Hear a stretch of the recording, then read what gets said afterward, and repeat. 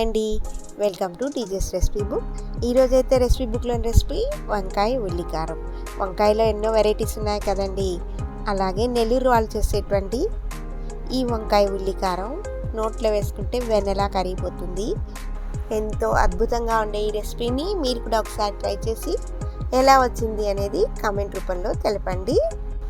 ఇప్పుడు ఈ రెసిపీని ఎలా చేయాలో తెలుసుకుందాం. దీనికోసం ముందుగా ఒక మిక్సీ జార్ని తీసుకొని అందులో 4 స్పూన్ల దాకా ధనియాలు వేసుకోవాలి. ధనియాలు అయితే వేయించక్కర్లేదండి, అన్ని పచ్చి ఇంగ్రీడియంట్స్ అనే మనం వేసుకుంటున్నాం.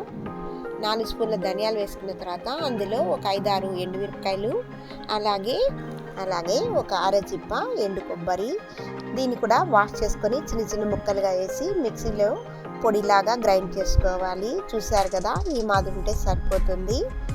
ఇప్పుడు ఇందులో మనం ఒక 2 పెద్ద సైజు ఉల్లిపాయల్ని మీడియం సైజులో కట్ చేసుకొని వీటిని కూడా కచ్చా పచ్చాగా వచ్చేట్టుగా గ్రైండ్ చేసుకోవాలి. మెత్తగా అయితే పేస్ట్లా కాకూడదు.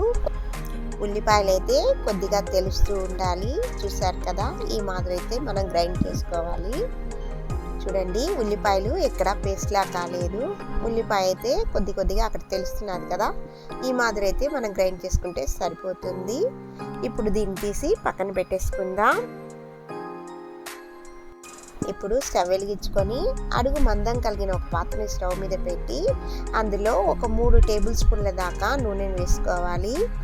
ఆయిల్ కాగిన తర్వాత అందులో 1 స్పూన్ ఆవాలు, 1 స్పూన్ మినపప్పు, అలాగే 1 స్పూన్ శనగపప్పు, 1/2 స్పూన్ జీలకర్ర వేసుకొని పోపును వేయించుకోవాలి. పోపు వేగిన తర్వాత మనం ముందుగా రెడీ చేసుకున్నటువంటి వంకాయల్ని ఇందులో చేర్చుకోవాలి.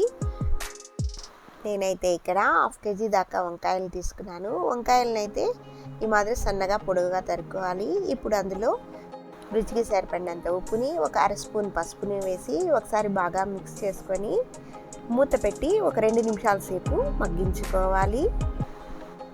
ఇప్పుడైతే ఇందులో 2 రెమ్మల కరివేపాకును కూడా చేర్చుకోవాలి. మళ్ళీ మూత వేసి ఓ 2 నిమిషాల సేపు మగ్గిన తర్వాత మూత తెరిచి మరొకసారి బాగా మిక్స్ చేసుకోవాలి. ఇలా మధ్యలో అయితే మిక్స్ చేసుకుంటూ ఉండాలి, ఎందుకంటే కూర అడుగంటిపోతుంది కనుక. ఇప్పుడు మనం రెడీ చేసుకున్నటువంటి ఉల్లిపాయ మిశ్రమాన్ని కూడా వేసుకొని ఒకసారి బాగా మిక్స్ చేసుకోవాలి. చూసారు కదా, ఈ మాదిరి మిక్స్ చేసుకున్న తర్వాత మరలా మూత వేసి మరో 2-3 నిమిషాల సేపు దీన్ని మగ్గించుకోవాలి. ఈ వీడియో కనుక మీకు నచ్చినట్టయితే లైక్ చేయండి, షేర్ చేయండి, అలాగే సబ్స్క్రైబ్ కూడా చేసుకోండి.